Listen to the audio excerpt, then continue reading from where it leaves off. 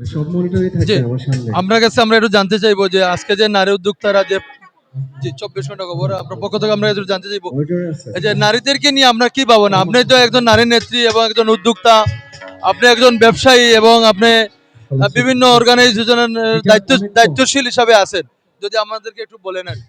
Voice এর guitar জন্য properly ব্যালেন্সে থাকে। ধন্যবাদ 24 ঘন্টা খবর। আপনাদের মাধ্যমে আমি জানাতে চাই সিলেটের নারীরা কিন্তু কোনো অংশে পিছিয়ে নেই। আজকে অ্যাওয়ার্ডের মাধ্যমে সিলেটবাসী এবং অনলাইনের মাধ্যমে পুরো বিশ্ববাসী দেখতে পাবে সিলেটের যে এই উদ্যোক্তা মেলার এই যে প্ল্যাটফর্মে এতজন নারী উদ্যোক্তা অ্যাওয়ার্ডে ভূষিত হয়েছেন। তো আমি সিলেটের নারী বা বাংলাদেশ তথা বিশ্বের নারীদের বলবো, কারণ নারীরা কোনো অংশে পিছিয়ে নেই।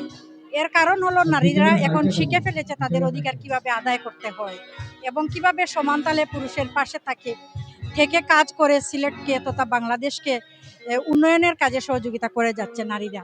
ধন্যবাদ আপনাকে। আমরা আরেকটা প্রশ্ন ছিল যে পিছিয়ে পড়া নারীদের জন্য আপনার এই বিষয়ে একটু মতামত জানতে চাচ্ছি। আসলে নারীরা পিছিয়ে পড়া বলতে নারীরা আসলে পিছিয়ে নেই। নারীরা হয়তো অনেক ক্ষেত্রে সংসারে মানে ক্যামেরার পিছন থেকে কাজ করেন। সব সময় তার সাংসারিক জীবনে হোক বা তার ছেলে মেয়ে গঠন করার ক্ষেত্রে হোক, তারা সব সময় পুরুষদের পাশাপাশি সহযোগিতা করে যাচ্ছেন। কিন্তু আসলে নারীদের ওইভাবে তুলে নিয়ে আসা হয় না। এখন তারা মোটামুটি সবার সাথে কাঁধে কাঁধ মিলিয়ে কাজ করে যাচ্ছেন। পিছিয়ে পড়া বলতে কিছুই নাই।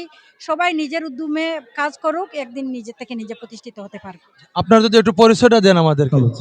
আমি সেলিনা আক্তার চৌধুরী, প্রকাশক Sylhet voice, publisher Bangladesh, film development corporation. অসংখ্য ধন্যবাদ 24 ঘন্টা খবরের পক্ষ থেকে। 24 ঘন্টা খবর নতুন আঙ্গিনে শুরু হয়েছে। আপনি যদি আমাদেরকে একটু যদি আপনার অনুভূতিটা বলতেন। ধন্যবাদ 24 ঘন্টা খবর আপনাদেরকে। আপনারা যেহেতু নতুন আঙ্গিকে শুরু করেছেন, আমি চাইবো আপনাদের মাধ্যমে সিলেট তথা বাংলাদেশ এবং অথেন্টিক খবরগুলো উঠে আসুক। আপনাদের জন্য অনেক অনেক শুভকামনা রইল। আপনার জন্য আমাদের শুভকামনা রইল। ধন্যবাদ আপনাকে।